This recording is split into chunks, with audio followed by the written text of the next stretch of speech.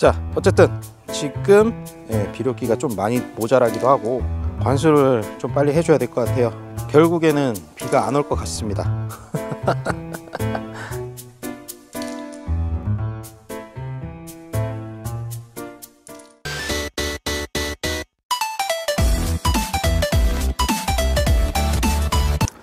안녕하세요, 농바빠TV 뱀이오가피 농장입니다.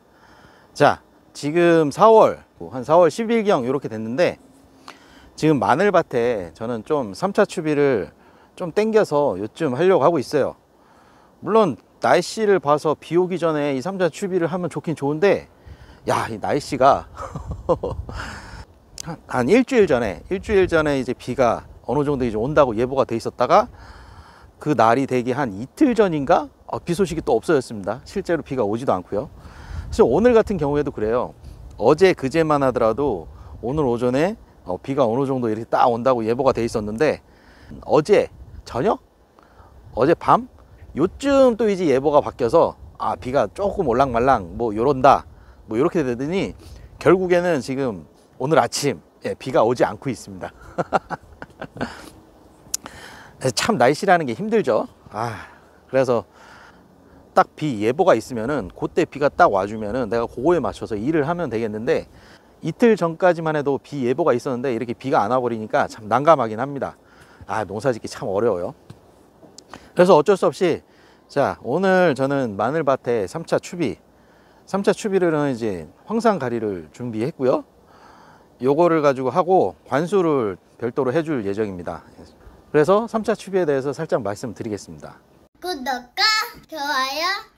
자, 먼저 마늘 먼저 보여드리고요. 자, 저는 두 가지 마늘을 심었습니다. 좌측에는 홍산, 우측에는 일반 육족 이렇게 심었죠. 지금 현재 육족 마늘 같은 경우에는 색깔이 아주 진한 녹색을 띠진 않아요. 지금 여기는 좀 양분이 많이 부족한 것 같습니다. 그래서 얘네들 같은 경우에는 지금 제가 오늘 3차 추비를 준다고 했지만 여기에는 질소질을 좀 넣을 거예요.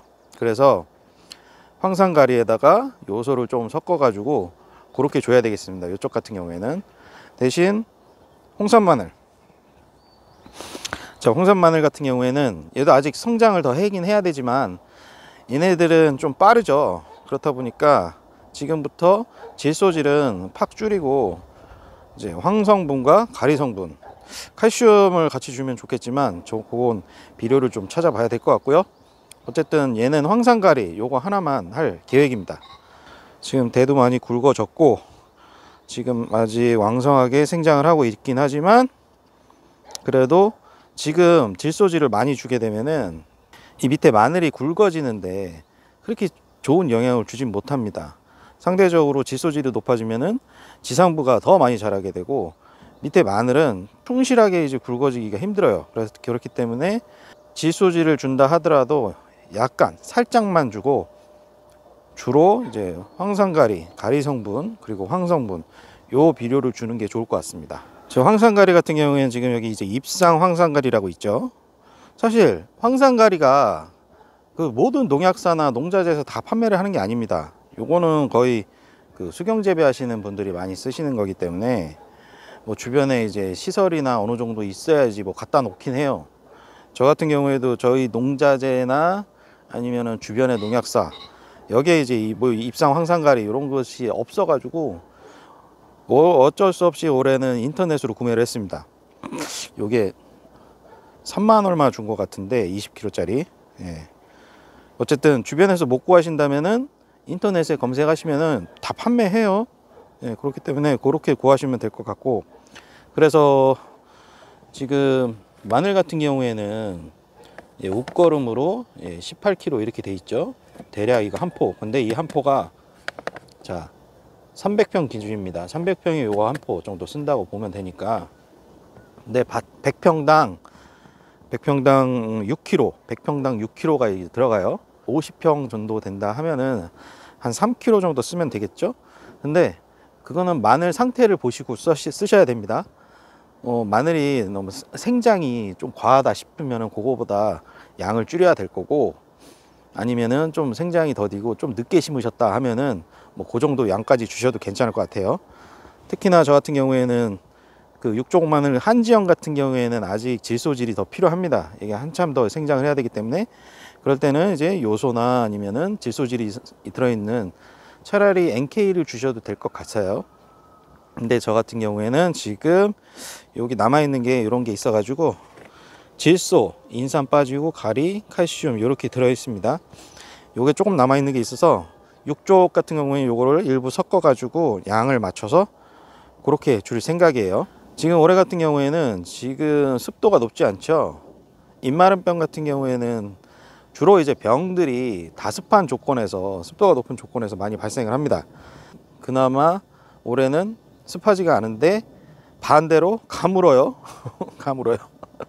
그렇기 때문에 예방 차원에서 뭐 입마름병 약, 그리고 고자리파리, 해충.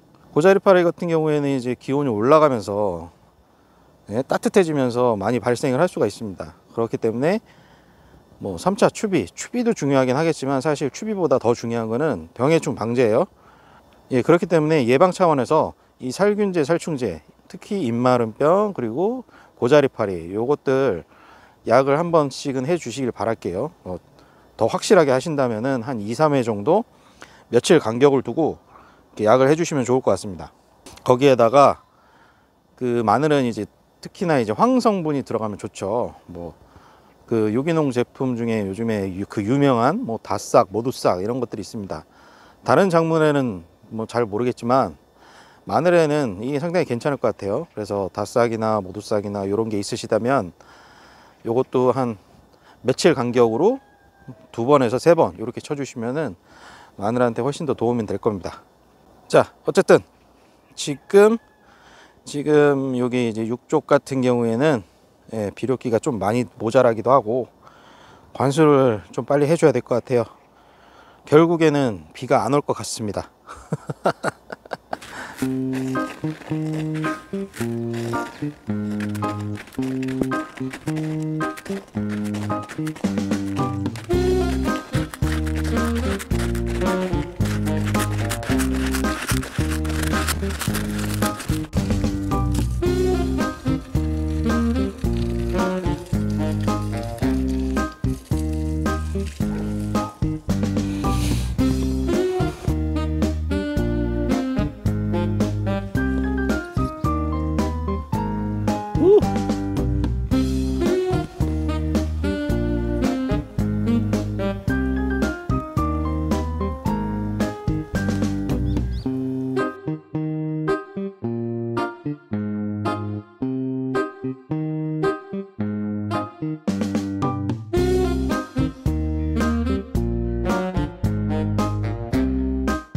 자, 지금 이렇게 비료를 하고 관수를 시작했습니다.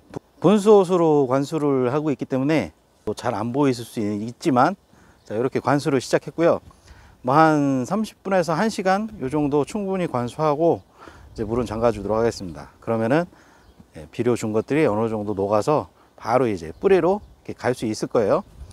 네, 그럼 지금 4월 초순에서 중순 이렇게 접어들고 있는 시점이고 이제 곧 4월 중순이 넘어가기 전에 자, 마늘밭에 추비하실 거 있으시면 추비하시고요. 그리고 입마름병 그리고 고자리파리 이 2가지는 예방 차원에서라도 꼭 방제를 해 주시기 바라겠습니다. 네, 그럼 영상은 여기까지 하고 또 다음 영상에서 찾아뵙도록 하겠습니다. 안녕히 계십시오. 구독과 안 돼요.